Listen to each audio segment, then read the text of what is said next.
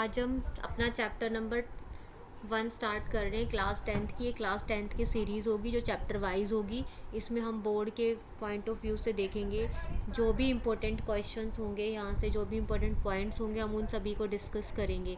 इसमें हम चैप्टर के अकॉर्डिंग सीरीज़ स्टार्ट करेंगे। चैप्टर 1 to 15 पूरी कॉन्टीन्यूस में सीरीज़ होगी। चलिए हम स्टार्ट करते हैं अपने चैप्टर को।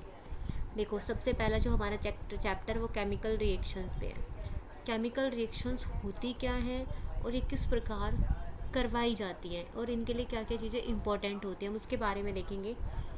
Chemical reaction, the process in which new substances with new properties are formed from one or more substances.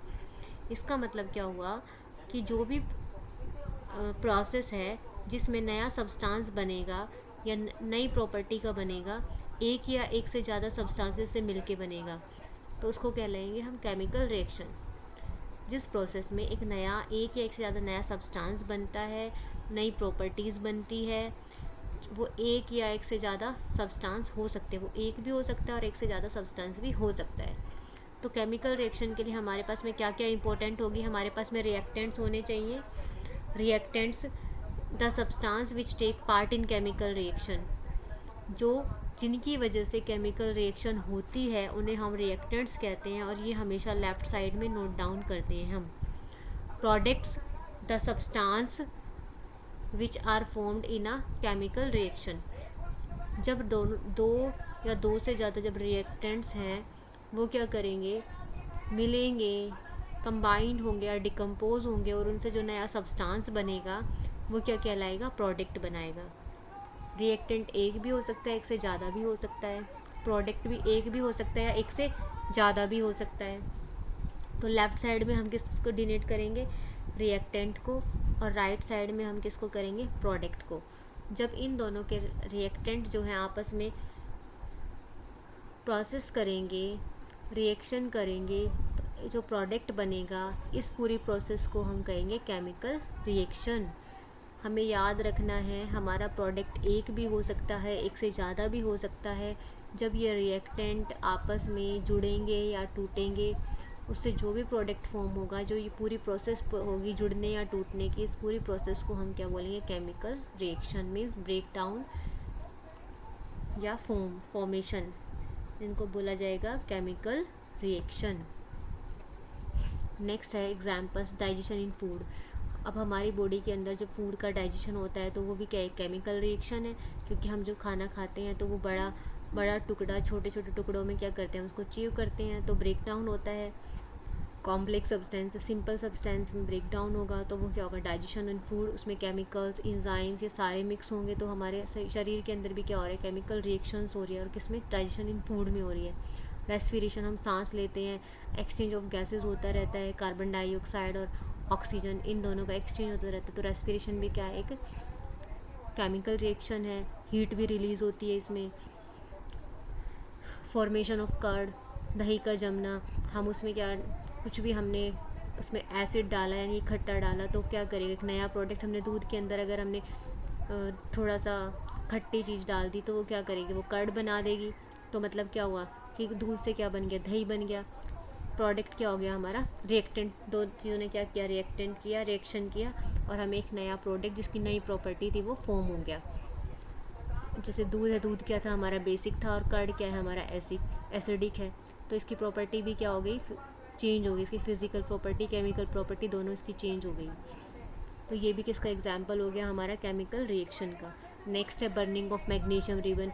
अगर हम मैग्नीशियम रिबन को जलाएंगे तो जलने के बाद जो मैग्नीशियम है, जब भी हम जलाते हैं तो कौन सी गैस के साथ में कॉम्बिनेशन करता है, तो ऑक्सीजन के साथ में, क्योंकि in the presence of oxygen क्या होता है, कोई भी चीज़ जलती है।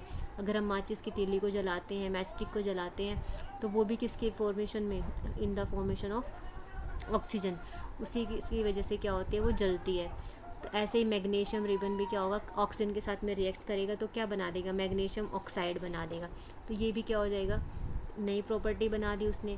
जब ये जलेगा तो क्या बनाएगा, एक वाइट कलर का प्रेसिपिटेट बनाएगा, एक राख बनाएगा, वो किस कलर की, वाइट कलर की।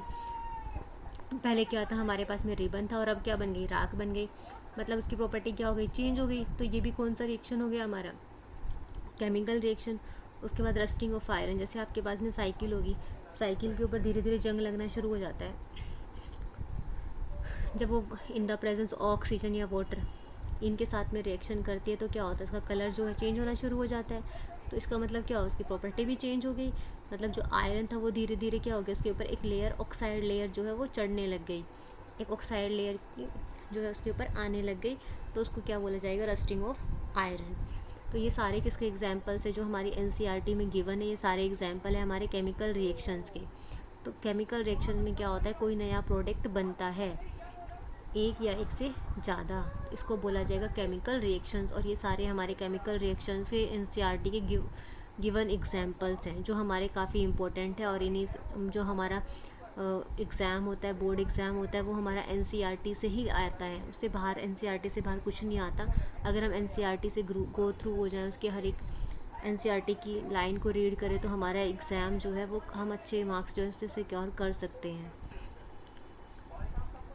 नेक्स्ट है केमिकल रिएक्शंस। जो केमिकल रिएक्शंस होता है तो उसमें कौन कौन सी प्रोसेस होती है, चेंज इन स्टेट, सॉलिड से लिक्विड में, लिक्विड से गैस में, गैस से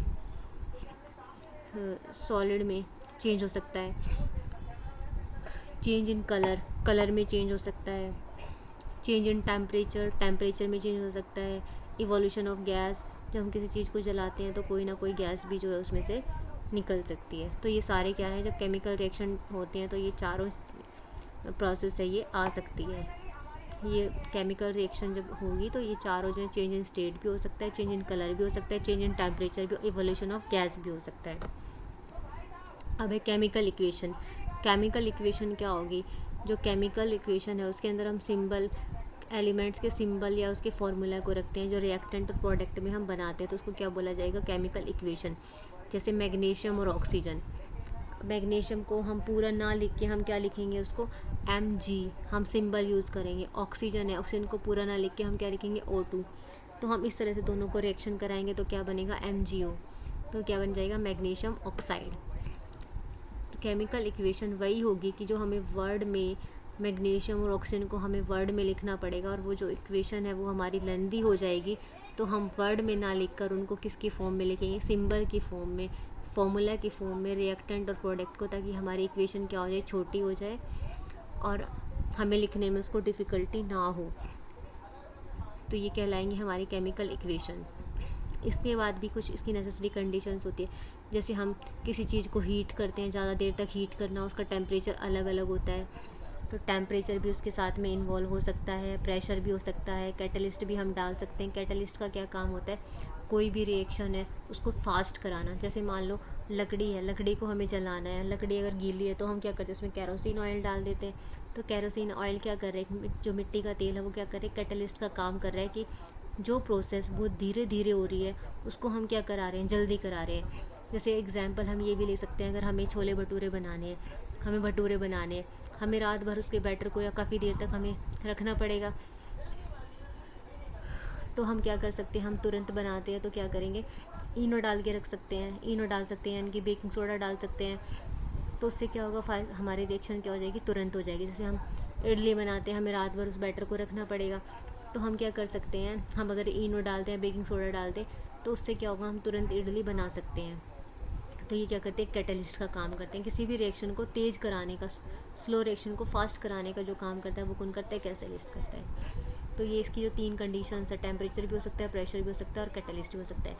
हमेशा लेफ्ट साइड में क्या होता है, रिएक्टेंट होता है इक्वेशन में, और राइट हैंड साइड में क्या होता है, प्रोडक्ट होता है। It also follows laws of conservation of mass. देखो कंजर्वेशन ऑफ जो मास है उसका मतलब क्या होगा, जो मैटर है वो can neither be created nor be destroyed. हमने जो है कंजर्वेशन के बारे में पढ़ा है कि कोई भी चीज़ ना तो नई बनती है और ना ही कोई नई डिस्ट्रॉय होती है, ना ही क्रिएट होती है, ना ही डिस्ट्रॉय होती है, ना तो बनती है और ना ही बिगड़ती है।